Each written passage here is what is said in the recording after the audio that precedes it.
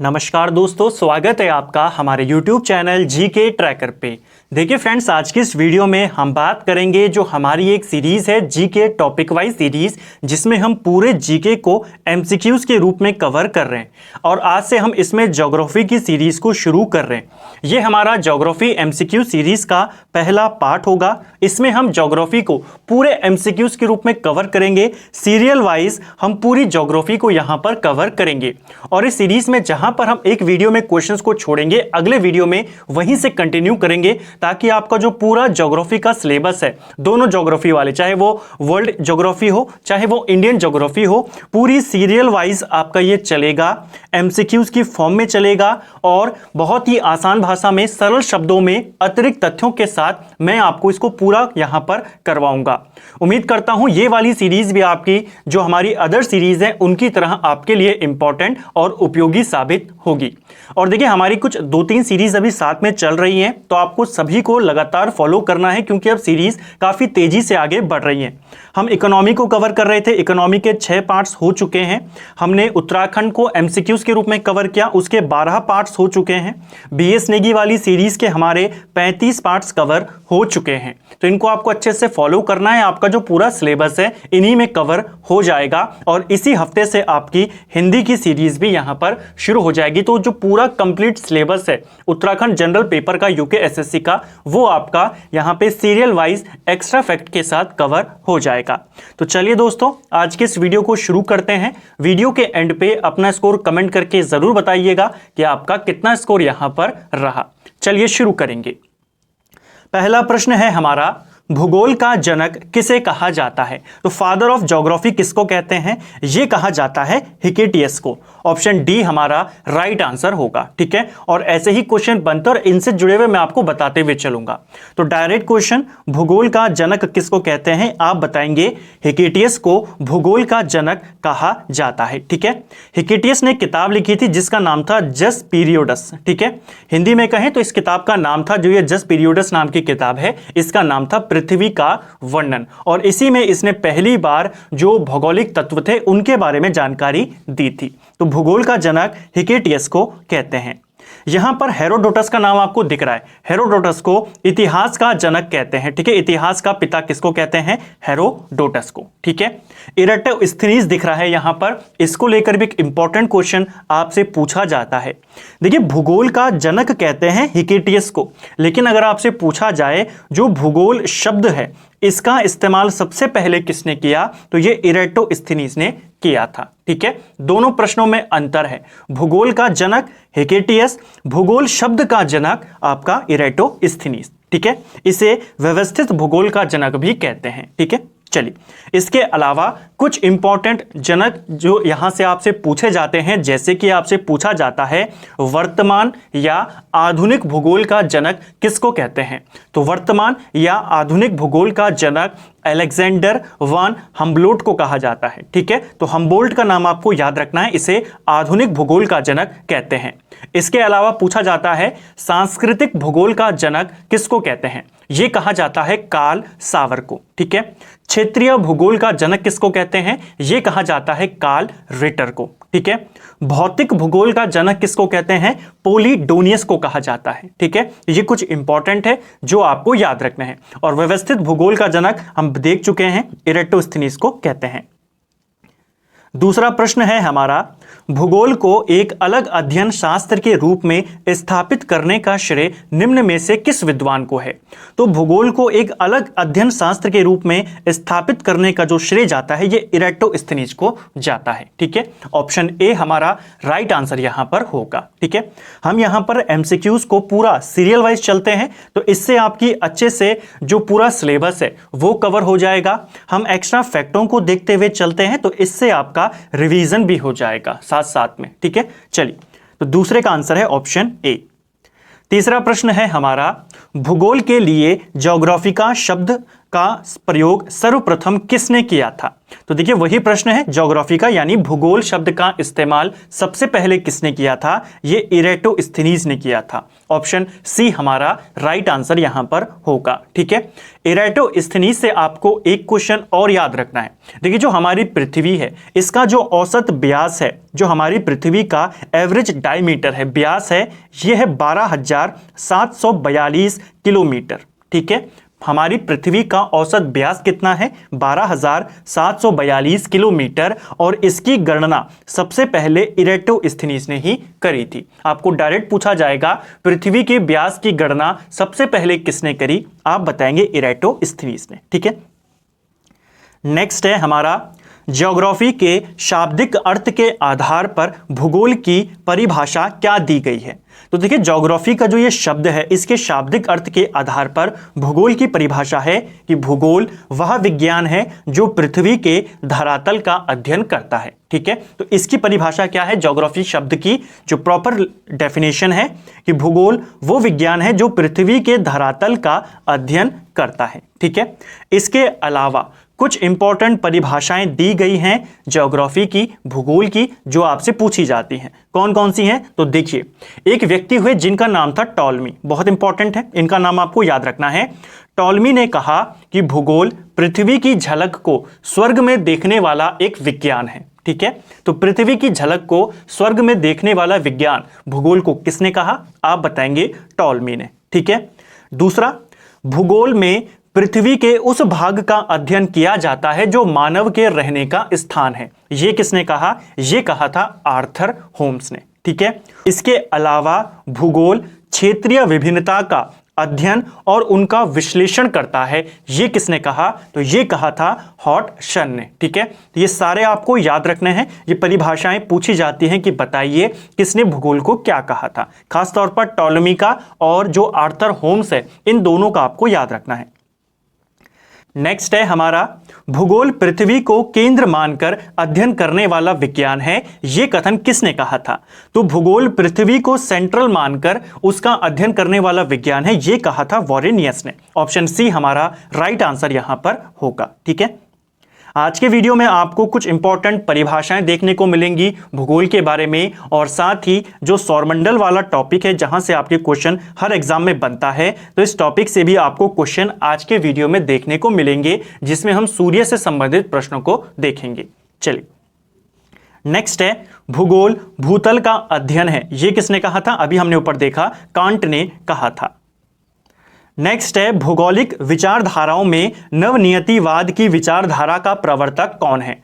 तो भौगोलिक विचारधाराओं में नवनियति विचारधारा का जो प्रवर्तक माना जाता है वो ग्रिफिथ टेलर को माना जाता है। बहुत इंपॉर्टेंट है, इसका नाम भी कई बार पूछा गया है। वर्तमान भूत की कुंजी है, ये किसने कहा था? तो ये बहुत इंपॉर्टेंट स्टेटमेंट है। वर्तमान भूत की कुंजी है, ये कहा था जेम्स हटन ने। ठीक है, कहीं पर जेम्स हटन दिया गया है, कहीं पर जेम्स हटन दिया गया है, दोनों एक ही बात है। ठीक है, तो वर्तमान भूत की कुंजी है, ये कहा था जेम्स हटन ने।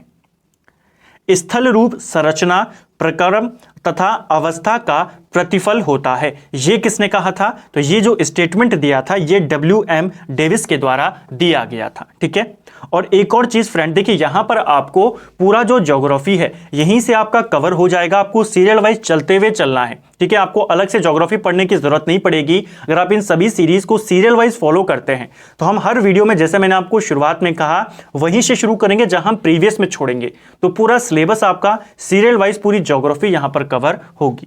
चलिए, नेक्स्ट है हमारा, यदि इतिहास कब का वैज्ञानिक अध्ययन प्रस्तुत करता है तो भूगोल कहां का वैज्ञानिक और तार्किक अध्ययन करता है? यह स्टेटमेंट किसने कहा था?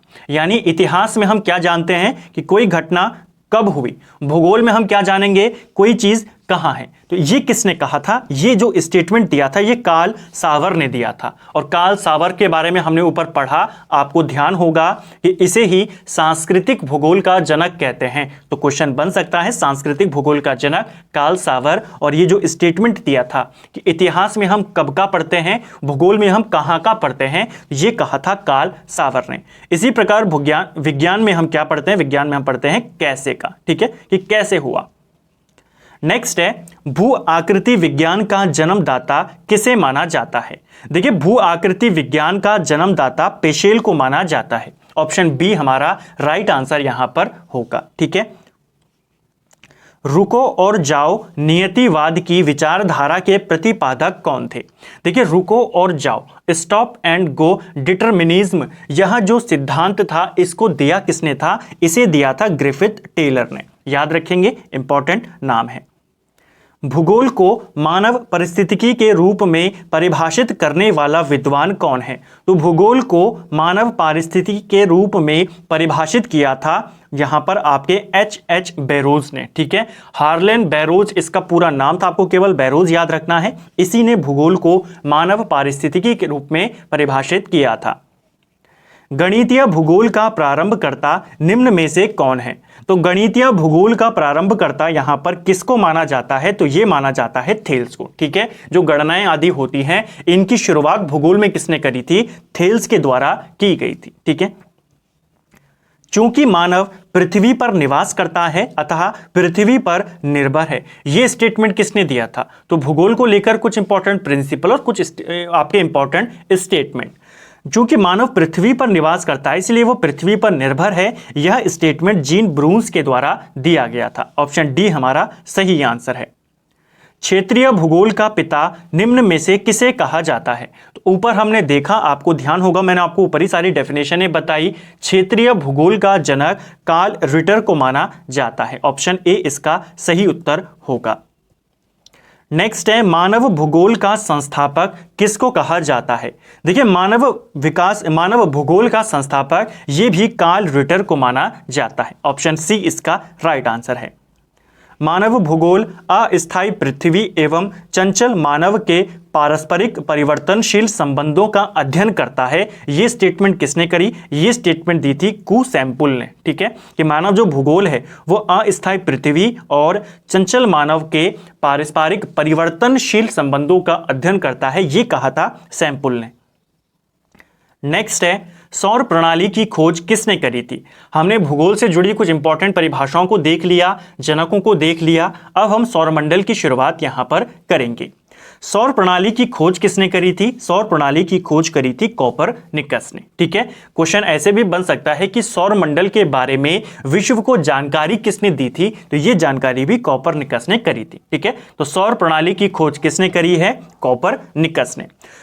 चलिए नेक्स्ट है हमारा सूर्य के चारों ओर घूमने वाले खगोलीय पिंड क्या कहलाते हैं। तो देखिए जो खगोलीय पिंड होते हैं जो सूर्य के चारों ओर घूमते हैं इनको ग्रह कहा जाता है। ठीक है, जो ग्रह के चारों ओर घूमते हैं उनको उपग्रह कहा जाता है। ठीक है, ये आपको याद रखना है। जो सूर्य के चारों ओर घूमे वो ग्रह होते हैं, जो ग्रहों के चारों ओर घूमे उन्हें उपग्रह कहते हैं। जैसे पृथ्वी का एकमात्र उपग्रह कौन है, तो वो है चंद्रमा। ठीक है, किसी ग्रह के चारों ओर परिक्रमा करने वाले छोटे आकाशीय पिंडों को क्या कहते हैं। तो किसी भी ग्रह के चारों ओर घूमने वाले जो पिंड होते हैं इनको अभी हमने ऊपर देखा उपग्रह कहा जाता है। ठीक है, ये आपको याद रखना है। भारत का पहला उपग्रह कौन सा था। ठीक है, भारत का पहला जो आर्टिफिशियल, एक तो नेचुरल होता है, नेचुरल तो पूरी दुनिया का एक ही है, चांद। ठीक है, भारत का पहला उपग्रह जो था वो था आर्यभट्ट। ये आपको याद रखना है, पूछा जाता है। नेक्स्ट है हमारा ग्रहों की गति का नियम किसने प्रतिपादित किया था। तो ग्रहों की घूमने की जो गति है इसके जो नियम थे, ग्रहों की गति के नियम ये प्रतिपादित किए थे केपलर ने। ऑप्शन बी हमारा सही आंसर यहां पर होगा। नेक्स्ट है सौरमंडल में कुल कितने ग्रह हैं। तो सौरमंडल में आपके वर्तमान में 8 ग्रह हैं। पहले 9 ग्रह होते थे, लेकिन 2006 में जो IAU है यानी इंटरनेशनल एस्ट्रोनॉमिकल यूनियन, इसका एक सम्मेलन होता है 2006 में, जिसमें जो प्लूटो ग्रह था, प्लूटो की मान्यता को खत्म कर दिया जाता है। प्लूटो पहले एक ग्रह था, इसे अब ग्रह नहीं माना जाता। 2006 में यह निर्णय लिया गया था, प्लूटो अब एक बौना ग्रह है। ठीक है, पूछा जाता है कि इनमें से बौना ग्रह कौन सा है, तो आपको ध्यान रखना है प्लूटो अभी वर्तमान में एक बौना ग्रह है। ठीक है, तो आपको याद रखना है अभी सौरमंडल में कितने ग्रह हैं, 8 ग्रह हैं। पूछा जाएगा बताइए अभी परंपरागत ग्रहों की संख्या कितनी है, तो भी आप 8 ही बताएंगे, ठीक है, क्योंकि प्लूटो अब क्या है, बौना ग्रह। और कौन कौन से इंपॉर्टेंट बौने ग्रह हैं जिनको लेकर एग्जाम में क्वेश्चन बनता है, तो जैसे एक बौना ग्रह है चैरोन, ठीक है, चैरोन क्या है, एक बौना ग्रह है। एक है सेरस, ये भी बौना ग्रह है, प्लूटो भी इसी में आता है। 2003 UB 313, ये भी एक बौना ग्रह है। नेक्स्ट है सूर्य से बढ़ती दूरी के अनुसार ग्रहों का निम्न में से कौन सा क्रम सही होगा।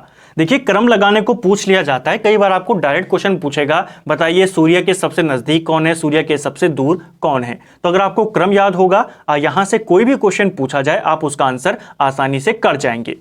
सूर्य से बढ़ती हुई दूरी के अनुसार यानी कि सबसे नजदीक कौन है, तो सबसे नजदीक होता है सूर्य का बुध, ठीक है। दूसरे नंबर पे होता है शुक्र, तीसरे नंबर पर पृथ्वी आती है, चौथे नंबर पर मंगल आता है, पांचवें नंबर पर आता है बृहस्पति, छठे नंबर पर आता है शनि, सातवें नंबर पर आता है अरुण जिसे यूरेनस कहते हैं, और आठवें नंबर पर आता है वरुण जिसे नेपच्यून कहते हैं। तो सूर्य के सबसे नजदीक है बुध और सबसे दूर है नेपच्यून, ठीक है। तो ये क्रम आपको याद रखना है, पूछा जाता है। एक और चीज आपको यहां पर याद रखनी है, देखिए ये मंगल ग्रह यहां पर चौथे नंबर पे, ठीक है, सूर्य से दूरी के मामले में।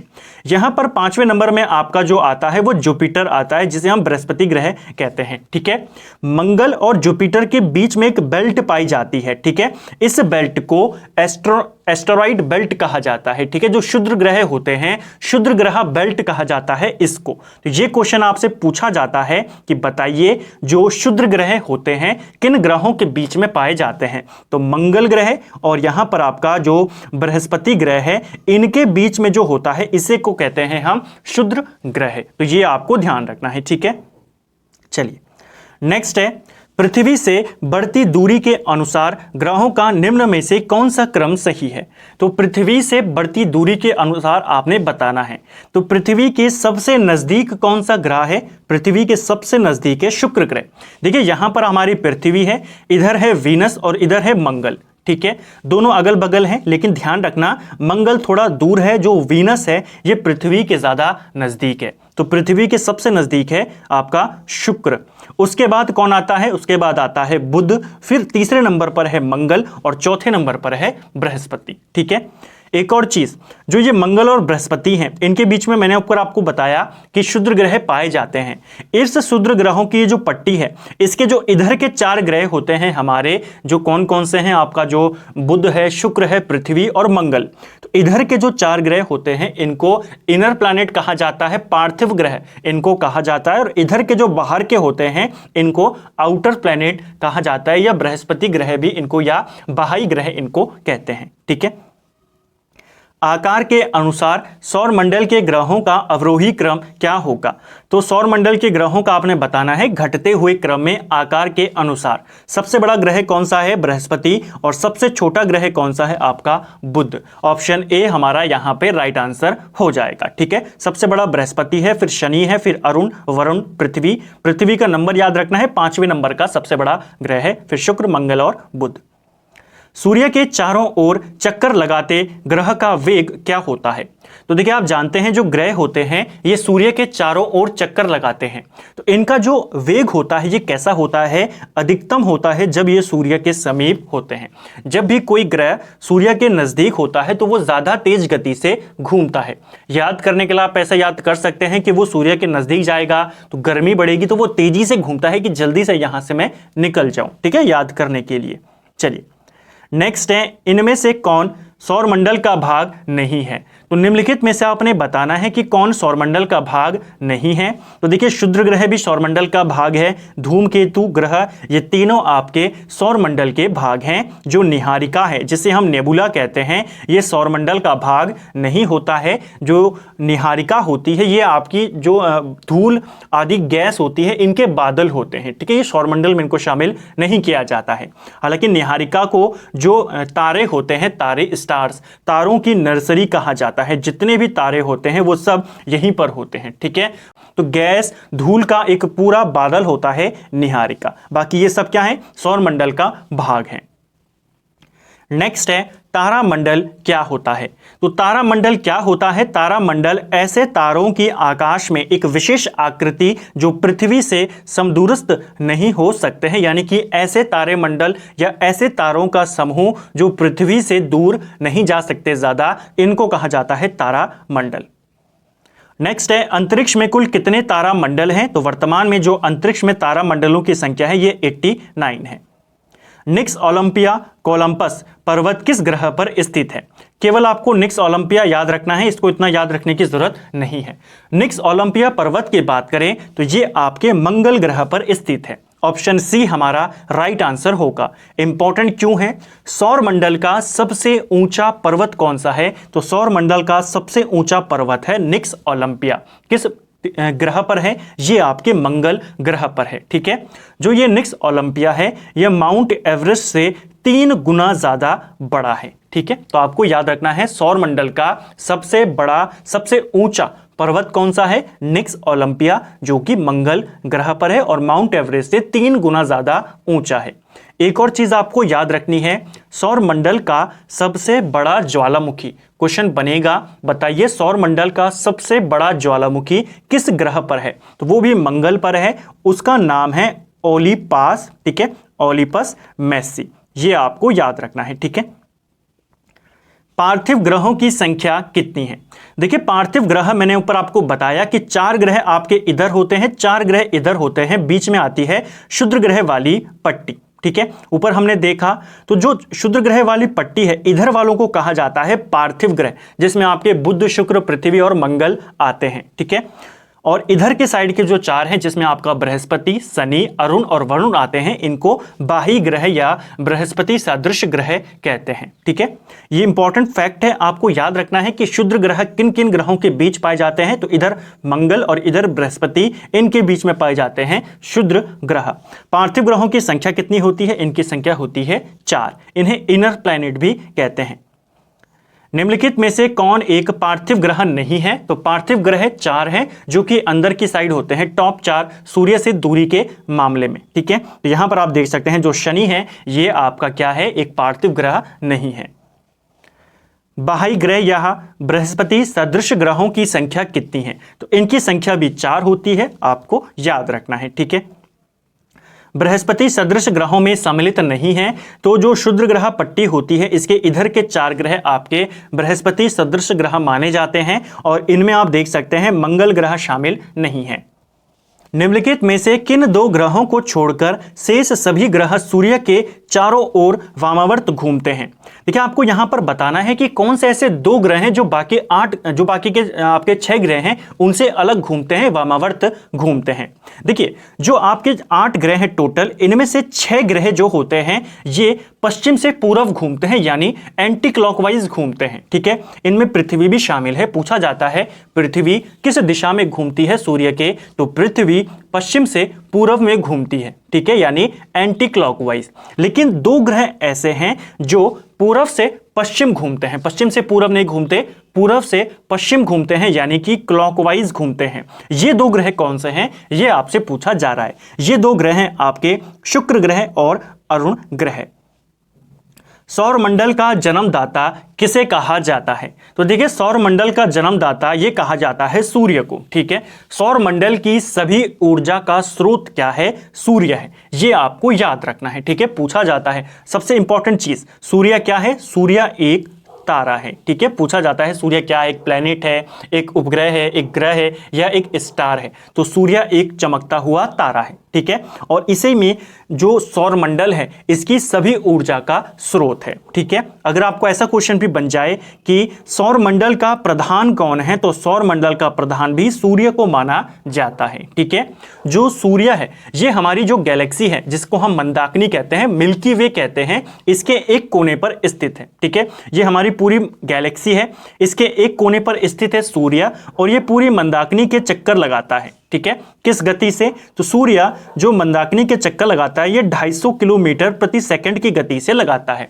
क्वेश्चन बनता है, आपको याद रखना है। ठीक है, एक और चीज, सूर्य को हमारी गैलेक्सी का एक चक्कर पूरा करने में 25 करोड़ वर्ष लगते हैं। कितना समय लगता है? एक पूरा चक्कर करने में 25 करोड़ वर्ष, और इस अवधि को, इन 25 करोड़ वर्षों को, यानी कि सूर्य का एक चक्कर पूरा लगाने पर जो वो गैलेक्सी का लगाता है, इसको कहा जाता है ब्रह्मांड वर्ष या कॉस्मिक ईयर जिसको कहते हैं। ये कुछ इंपॉर्टेंट फैक्ट सूर्य से रिलेटेड आपको याद रखना है, ठीक है। ब्रह्मांड में विस्फोटी तारा कहते हैं, तो ब्रह्मांड में विस्फोटी तारा अभिनव तारा को कहा जाता है। वैज्ञानिक जिन्होंने सर्वप्रथम खोज की कि पृथ्वी सूर्य के चारों ओर घूमती है, कौन थे? देखिए, सबसे पहले ये किसने बताया कि पृथ्वी सूर्य के चारों ओर घूमती है? ये बताया था कोपरनिकस ने। ऑप्शन सी हमारा राइट आंसर होगा। कोपरनिकस ने ही ये बताया था कि जो सभी खगोलीय पिंड हैं और जो सभी ग्रह हैं जिनमें पृथ्वी भी शामिल है, वे सब सूर्य के चक्कर लगाते हैं, ठीक है। तो ये आपको याद रखना है। इसीलिए कोपरनिकस को आधुनिक खगोल शास्त्र का जनक माना जाता है। याद रखेंगे, आधुनिक खगोल शास्त्र का जनक किसको कहते हैं? कोपरनिकस को। इसके बाद आया केपलर। केपलर ने इसने तो ये बताया कि ये इस सूर्य के चारों ओर घूमते हैं, लेकिन इनके जो नियम थे, ग्रहों की गति के नियम, ये दिए थे केपलर ने। इसीलिए केपलर को नवीन खगोल शास्त्र का जनक माना जाता है, ठीक है। तो कोपरनिकस को आधुनिक खगोल शास्त्र का जनक और केपलर को नवीन खगोल शास्त्र का जनक, ठीक है। एक और इंपॉर्टेंट चीज, सबसे पहले ये किसने कहा था कि पृथ्वी गोल है और अपनी धुरी पर घूमती है? इंपॉर्टेंट है, पूछा जा सकता है। तो सबसे पहले ये कहा था आर्यभट्ट ने, ठीक है। आर्यभट्ट ने ये प्रतिपादित किया था कि पृथ्वी गोल है और अपनी धुरी पर घूमती है। नेक्स्ट है, निम्न में से कौन सा ग्रह नहीं है जिसे प्राचीन भारतीय ग्रह मानते थे? तो ऊपर मैंने आपको बताया जो सूर्य है ये क्या है? एक तारा है, ठीक है। ये ग्रह नहीं है, लेकिन प्राचीन भारतीय इसे ग्रह मानते थे, ठीक है। सूर्य के संगठन में सहायक गैस कौन सी है? देखिए, सूर्य के संगठन में, यानी कि सूर्य में हम जानते हैं सूर्य क्या है? एक गैसों का गोला है, ठीक है। तारे भी यही होते हैं, गैस के गोले होते हैं। इसमें कौन कौन सी गैस पाई जाती है सूर्य में? तो इसमें आपकी इसको हाइड्रोजन कर देना, हाइड्रोजन और हीलियम, ये दो गैस मात्रा में यहां पर पाई जाती हैं, ठीक है। अधिक मात्रा में लगभग 71% हाइड्रोजन पाई जाती है, लगभग 26.5% हीलियम पाई जाती है, और बाकी का जो लगभग 2.5% है ये अदर तत्व यहां पर पाए जाते हैं। तो कौन कौन सी सहायक गैसें हैं? आपको दो याद रखनी है, हाइड्रोजन और हीलियम। यहीं पर इन्हीं दोनों में रिएक्शन होती है, 4 हाइड्रोजन के जो नाभिक होते हैं ये मिलते हैं, एक हीलियम का नाभिक बनाते हैं, जिससे एनर्जी रिलीज होती है, ठीक है। और यही एनर्जी फिर सभी ग्रहों में जाती है सूर्य की रोशनी के रूप में। इंपॉर्टेंट चीज क्या बनेगी यहां से? प्रश्न ये बनेगा, ये जो प्रोसेस होती है कि 4 नाभिक मिलकर एक नाभिक बनाते हैं और एनर्जी को रिलीज करते हैं, इस प्रोसेस को क्या कहते हैं? इसे कहा जाता है नाभिकीय संलयन, ठीक है। तो सूर्य की ऊर्जा का स्रोत क्या है? नाभिकीय संलयन। सौरमंडल की ऊर्जा का स्रोत है सूर्य, सूर्य की ऊर्जा का स्रोत है नाभिकीय संलयन। सूर्य के मध्य भाग को क्या कहा जाता है? देखिए, सूर्य का जो सेंट्रल भाग होता है, बीच का जो इलाका है, ये सूर्य है आपका, यहाँ का जो ये इलाका है इसे कहा जाता है प्रकाश मंडल। ऑप्शन बी हमारा राइट आंसर होगा, ठीक है। इसको इंग्लिश में फोटोस्फीयर कहा जाता है। सूर्य के ऊपर के भाग को क्या कहा जाता है? देखिए, जो सूर्य का ऊपर का भाग होता है ये आपका सूर्य है, ये आपका मिडिल भाग हो गया जिसे प्रकाश मंडल कहते हैं, लेकिन ये जो साइड का इलाका होता है इसको क्या कहा जाता है? तो इसको कहा जाता है वन मंडल, क्रोमोस्फीयर इसको कहा जाता है। और ये किस रंग का होता है? ये लाल रंग का होता है, ठीक है। ये आपको याद रखना है, पूछा जा सकता है। एक और चीज, जब सूर्य ग्रहण होता है उस समय सूर्य का जो भाग दिखाई देता है उसको क्या कहा जाता है? उस भाग को सूर्य किरीट कहा जाता है, यानी उसे सूर्य का मुकुट कहा जाता है। फिर से सुनेंगे, जब सूर्य ग्रहण होता है उस वक्त सूर्य का जो भाग दिखाई देता है उसे सूर्य किरीट या सूर्य का मुकुट कहते हैं। यह आपको याद रखना है, पूछा जाता है सूर्य का मुकुट कब दिखाई देता है? आप बताएंगे सूर्य ग्रहण के समय, ठीक है। इसे कोरोना के नाम से भी जानते हैं, ये भी आपको ध्यान रखना है, क्योंकि इसका आकार भी कैसा है? मुकुट की तरह है। और कोरोना का जो वायरस था इसका आकार भी मुकुट की तरह था, इसीलिए इसे कोरोना कहा गया, ठीक है। तो कोरोना का अर्थ होता है मुकुट, ये आपको याद रखना है। तो सूर्य का मुकुट किसको कहते हैं? कोरोना या सूर्य किरीट को, ठीक है। एक और इंपॉर्टेंट चीज, जब ये सूर्य का मुकुट दिखाई देता है या सूर्य किरीट जो ये कोरोना है ये दिखाई देता है, तो कौन सी रे यहां से उत्सर्जित होती है? तो आपको याद रखना है ये एक्सरे को उत्सर्जित करता है। नेक्स्ट है, सूर्य सदैव पूर्व में निकलता है, क्यों? क्यों? देखिए, सूर्य हमेशा पूर्व में हमें निकलता हुआ दिखाई देता है क्योंकि जो पृथ्वी है ये हमेशा पश्चिम से पूर्व की ओर घूमती है। ठीक है, नेक्स्ट है, नॉर्वे में अर्धरात्रि के समय सूर्य कब दिखाई देता है? आपको क्वेश्चन बन चुका है कई बार कि अर्धरात्रि का सूर्य कहां दिखाई देता है? नॉर्वे में दिखाई देता है। देखिए, अगर देश का नाम पूछेगा, यहां से आपसे 3 तरीके के क्वेश्चन बनते हैं। अगर देश का नाम पूछेगा तो आप बताएंगे नॉर्वे। ठीक है, अगर क्षेत्र का नाम पूछेगा कि अर्धरात्रि का सूर्य किस क्षेत्र में दिखाई देता है तो आप बताएंगे आर्कटिक क्षेत्र में। ठीक है, उसी में आता है आपका नॉर्वे। तो दोनों आपको याद रखना है, अगर क्षेत्र का नाम पूछेगा तो आर्कटिक क्षेत्र, देश का नाम पूछेगा तो नॉर्वे। ठीक है, और अगर डेट पूछेगा कि दिखाई कब देता है तो ये 21 जून को दिखाई देता है। ऑप्शन सी हमारा राइट आंसर यहां पर होगा। इस दिन होता क्या है? 21 जून आप जानते हैं इंपॉर्टेंट डेट है। इस दिन जो उत्तरी गोलार्ध होता है, ठीक है, ये ग्लोब होता है, 2 भागों में इसको भूमध्य रेखा बांट देती है। इधर आपका उत्तरी गोलार्ध, इधर आपका दक्षिणी गोलार्ध। जब 21 जून आती है इस दिन सूर्य की किरणें जो आपकी कर्क रेखा होती है, कर्क रेखा जो भारत के बीच से होकर गुजरती है, इस पर परपेंडिकुलरली पड़ती है, डायरेक्ट पड़ती है। उस दिन क्या होता है? आपका सबसे बड़ा दिन होता है उत्तरी गोलार्ध में। किस दिन? 21 जून को। ठीक है, क्वेश्चन बनेगा आपसे, जैसे यहां पर पूछा गया कि अर्धरात्रि के समय सूर्य कब दिखाई देता है, आपने बताया 21 जून। आपसे क्वेश्चन बनेगा कि कर्क रेखा के ऊपर सूर्य की किरणें लंबवत कब पड़ती हैं, तो आप बताएंगे 21 जून। और इससे यह होता है कि यहां पर जो कर्क रेखा वाला हिस्सा यानी कि जो उत्तरी गोलार्ध है जिसमें भारत भी आता है, यहां पर 21 जून को सबसे बड़ा दिन होता है। ठीक है, जब सूर्य की किरणें जो दक्षिणी गोलार्ध में है आपकी मकर रेखा, ठीक है, इस पर पड़ती है तो आपका दक्षिणी गोलार्ध में सबसे बड़ा दिन होता है और वो दिन होता है 22 दिसंबर को। ठीक है, दोनों याद रखने हैं। सबसे इंपॉर्टेंट चीज, जब सूर्य की किरणें ये जो भूमध्य रेखा है इसके ऊपर पड़ती हैं तो क्या इफेक्ट पड़ता है? अगर हमने कर्क रेखा पर डाली लंबवत रेखाएं तो उत्तरी गोलार्ध में सबसे बड़ा दिन, जब मकर रेखा पर पड़ी तो मकर रेखा वाले एरिया में सबसे बड़ा दिन, लेकिन जब सेंटर में सबसे आपकी जो भूमध्य रेखा है इस पर सूर्य की किरणें लंबवत पड़ती हैं, तब क्या होता है? तब दिन और रात की अवधि समान हो जाती है। ठीक है, इसको आपको ध्यान रखना है। पूछा जाता है कि कब दिन और रात की अवधि यानी 12-12 घंटे के दिन हो जाते हैं, रात हो जाती है, कब होता है? जब सूर्य की किरणें भूमध्य रेखा पर परपेंडिकुलरली पड़ती हैं। ठीक है, इसे विषुव के नाम से जाना जाता है, इंग्लिश में जिसे इक्विनॉक्स के नाम से जानते हैं। ठीक है, जब दिन और रात बराबर हो जाते हैं। एक ग्रह की अपने कक्ष में सूर्य से अधिकतम दूरी को क्या कहा जाता है? तो एक ग्रह अपने कक्ष में जो सूर्य के चक्कर लगाता है, हर ग्रह आप जानते हैं अपनी धुरी पर घूमता है और सूर्य के चक्कर लगाता है, तो जब वो सूर्य के सबसे नजदीक पहुंचता है, सबसे दूर पहुंचता है, तो उसको क्या कहा जाता है? उसे अपसौर कहा जाता है। ऑप्शन बी हमारा राइट आंसर होगा। तो कोई भी ग्रह जब अपनी धुरी पर घूमता है, क्योंकि वो गोल तो नहीं घूमते हैं, वो दीर्घाकार जो वृत्ताकार वृत्त होता है उसमें घूमते हैं। ठीक है, जो इलिप्टिकल होता है आपका इस तरीके का एरिया, यहां पर सूर्य होता है तो यहां पर नजदीक होगा, यहां पर दूर होगा, इस तरीके से। तो जब कोई भी ग्रह सूर्य से सबसे अधिक दूरी पर होता है उसे अपसौर कहा जाता है। अगर हम पृथ्वी के संदर्भ में बात करें तो पृथ्वी सूर्य से सबसे अधिक दूर कब होती है? 4 जुलाई को। ठीक है, और इसे ही कहा जाता है फिर अपसौर। ठीक है, एक ग्रह की अपने कक्ष में सूर्य से न्यूनतम दूरी को क्या कहते हैं? तो अधिकतम दूरी को अपसौर कहते हैं, न्यूनतम दूरी को उपसौर कहते हैं। और ये कब होती है पृथ्वी के संदर्भ में? 3 जनवरी को। 3 जनवरी को पृथ्वी और सूर्य के मध्य की दूरी न्यूनतम होती है।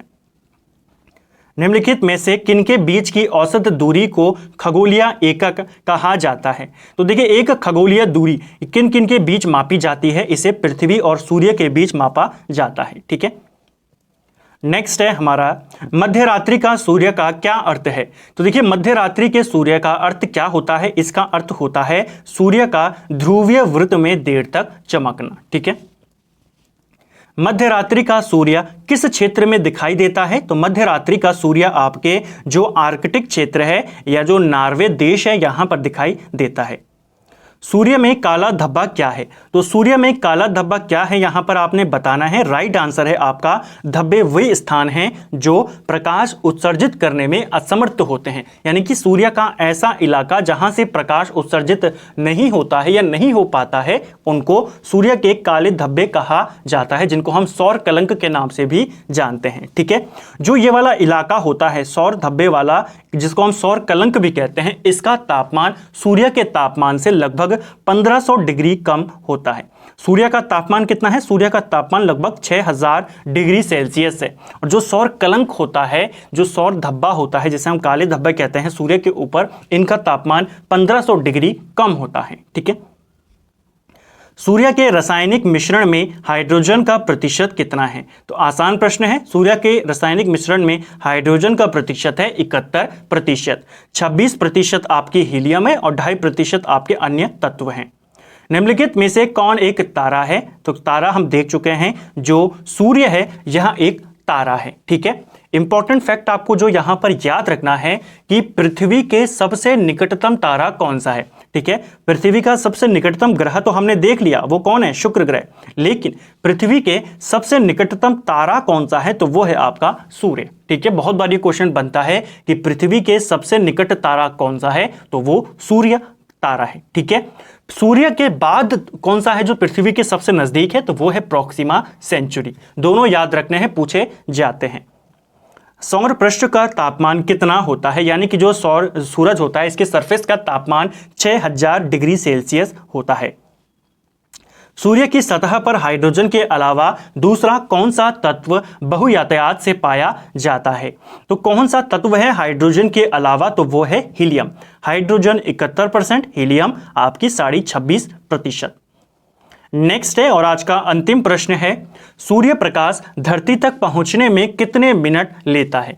तो सूर्य की किरणें धरती तक पहुंचने में 8.3 मिनट लेती हैं। ठीक है, अब ये आपको कहीं पर 8.2 दिखाई देता है, कहीं पर 8.3 दिखाई देता है। ठीक है, एग्जैक्ट की बात करें तो ये आपका 8 मिनट 16 सेकंड के आसपास होता है। तो आपको ये नंबर में याद नहीं रखना है, आपको याद रखना है एक आंकड़ा 500 सेकंड का। ठीक है, अगर आप इनको मिनट को सेकंड में कन्वर्ट करेंगे तो 8 मिनट यानी कि हर मिनट में 60 सेकंड, 480 प्लस 16 सेकंड, और क्योंकि 8 मिनट 16 सेकंड लगता है तो ये लगभग आपके 500 के करीब बैठ जाता है।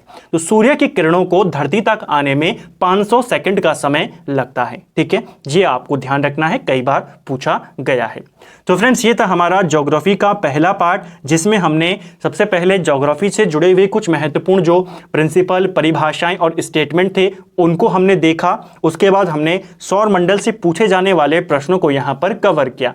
आपकी मैं फिर से कहूंगा, पूरी ज्योग्राफी अगर आप इस सीरीज को फॉलो करते हैं, आपकी पूरी ज्योग्राफी यहाँ पे कवर हो जाएगी। ठीक है, हम यहाँ पे लुसेंट एमसीक्यूज को कवर करते हैं, तो वहां पर आपको एक्सप्लेनेशन नहीं होती है, एक्स्ट्रा फैक्ट नहीं होते हैं। यहाँ पर आपको ना सिर्फ लुसेंट का बल्कि अदर बुक का जो पूरे आपके इंपॉर्टेंट क्वेश्चन हैं वो भी साथ में एक्स्ट्रा फैक्ट के रूप में देखने को मिलते हैं। जिनमें कंफ्यूजन होता है उनके डाउट भी आपके क्लियर होते हुए यहाँ पर चलते हैं। उम्मीद करता हूँ आपको आज का वीडियो पसंद आया होगा। अगर आपको ये वीडियो पसंद आया है तो वीडियो को लाइक करें। अगर आप चैनल पर नए हैं, पहली बार आए हैं, तो चैनल को सब्सक्राइब करें। अगर आप चैनल पर पुराने हैं तो आप वीडियो को शेयर कर सकते हैं, नए लोग भी वीडियो को शेयर कर सकते हैं। वीडियो आपको कैसा लगा और कितना आपका स्कोर यहाँ पे रहा, कमेंट बॉक्स में जरूर बताएं। Thank you friends.